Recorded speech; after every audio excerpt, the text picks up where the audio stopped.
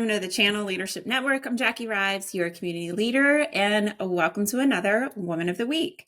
This week, we are getting to know a very active member of our community, Jenifer Hendrix, Director, Channel Transformation, Strategy, and Enablement with SAS. Hi, Jenifer. Thank you so much for joining me today. Hi, Jackie. Well, let's dive into those icebreaker questions. These are always my favorite. Where do you live and where did you grow up if that's different? I currently live, and I just moved here about a year ago, to Wilmington, North Carolina. So I came from Raleigh, North Carolina. I was there for about 10 years, and home for me is Lansing, Michigan. Okay. Well, Wilmington, Delaware, or Wilmington, North Carolina is not a bad place to be at all. No. Yeah, just beautiful. So, all right. What is a little known fact about you that you're willing to share? Well, I have 5 kids and 3 dogs. Wow. So not me alone, right? My husband and I both. We have them Sure. together. It's a lot. It's a lot. That is a lot. That's amazing. I love that. I'll have to I don't know, make a trip to Wilmington to see my friend, come see you and learn more about all of that. That's a lot. You I can love come it. there and All meet right. Well, let's meet those change 5 gears. Sorry. You can come sit by our pool and meet those 5 kids. I love it. I'm down for that.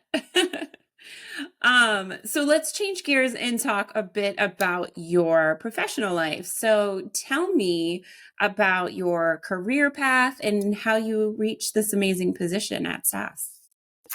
Well, to quote a well-known group, and a favorite of mine is, "What a long, strange trip it's been." I love that. So nobody really goes to college and says, "I'm gonna end up in the channel," or, so we all kind of fall into it, right? And I love to hear the stories about how people, find their way to the channel. And mine was by way of advertising and marketing. My undergraduate degree is in advertising, but I ended up following my husband around the country for his work for a few years, where I was staying home with our then babies. But when they went and got to school age, I realized, one, that the marriage wasn't working out, and 2, that I needed to get back to the workforce. So I went back and got my MBA at Michigan State University, so hometown Lansing, Michigan. So and found my way into software after that. So moved down to Cary, North Carolina, suburb of Raleigh, working for a rapidly growing startup. It was about a $21 million transportation logistics software company. So I was able to, because of the size of the company, do a lot of different things. I initiated their marketing discipline for the first time ever.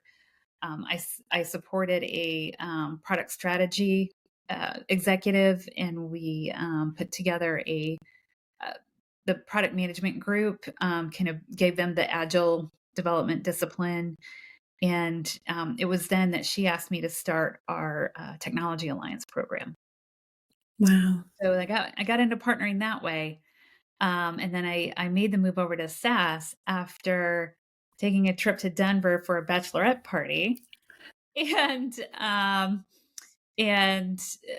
our way there, sat next to somebody in the channel at SAS. So as you pointed out, in not so many words, our careers are hardly ever this straight, like, okay, yes, I'm going to find something in the channel, or I'm going to do this thing. We have these windy roads that lead us to where we're at. And it sounds like you gained a lot of experience to be able to set you up for success in the role that you're in today. Absolutely. And one, what I find surprising is the experience I had in product management, and how developing product for the channel has, it's really helped me have those conversations with our product managers now and our product management teams. so that they understand in their product development life cycle where the channel input comes in and Mm-hmm. the expectations that they can get out of leveraging the partner ecosystem to grow the product. Yeah, I love that. Let's pivot to some experiences or transformational moments that you've had in your life. So, there's all the obvious ones, right? Getting married, having kids, and getting divorced, getting remarried. And I don't want to diminish any of those because they're hugely transformational. But some of the ones that we don't think about as regularly that were enormous pivot points for me in life was one going back and getting my MBA. In a full-time program, I was one of the oldest students, and I was a single mom. So, getting through that, I was terrified I wasn't going to be able to do it. I'd been out of school for 14 years at the time, and didn't even remember how to study. And honestly, when I went to undergrad, we didn't have laptops; we had computer labs. So now, Mm-hmm. in grad school, we're taking notes on laptops and not on paper. So I got through the program, and getting through that was life-changing for me because I I felt like getting through that I could do anything.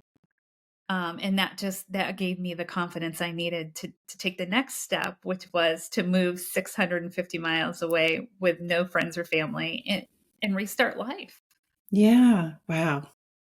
So yeah, and that was another transformation. I mean, it was almost like being reborn. I got to start life over and do it the way I wanted to do it. Congratulations to you. Both amazing risks that you took, but clearly big rewards that came out of those. Um, how do you continue to grow and develop as a leader? So I say yes to everything I can. I know there's a lot of advice out there to, say no more and, like we need to set firm boundaries. I get it. Yes, you do need good boundaries. But when it comes to accepting new projects, new responsibilities, even if I don't feel ready, I will say yes. So in key to that is having a growth mindset. And and those are good words, right? Have a growth mindset. What does it mean? And to me, it means always be willing to be a beginner at something Mm, and always be learning, right? yeah. I, I was recently given the opportunity to work with our enablement team, and it's been an established team in our organization that, you know, as part of our company transformation in the channel, this is an area of focus for us this year. So I've come into that organization just with a learner's mindset, and learning a lot from the individuals who have been doing the job for years. So I think you dig in and you say yes and you learn along the way and just trust that you're going to get the right pieces of information at the right time. That is fantastic advice. And it's clear that this is something that you do, just from the little bit that we've talked today. And it's definitely um, serving you well. So definitely great advice to, don't be afraid to say yes, take on the next opportunity. Otherwise you're just gonna get bored, sitting in that same experience. So we should always try to kind of push the boundaries a little bit and, keep things fresh. I love that. All right. I think we have time, just a little bit of time. So I'm going to grab one more question for you. And that is who are some individuals that maybe inspired you in your journey? Well, I mentioned the chief product strategy officer that I worked for at the prior company, and she has been instrumental in my career. She was a high-ranking executive in the government contracting space. So she has really high-level clearance, and she was at Xerox for a long time. But she was also a single mother throughout her career. So she's really helped me to, she calls it come around the table, to see the perspective of the other person when you're delivering information.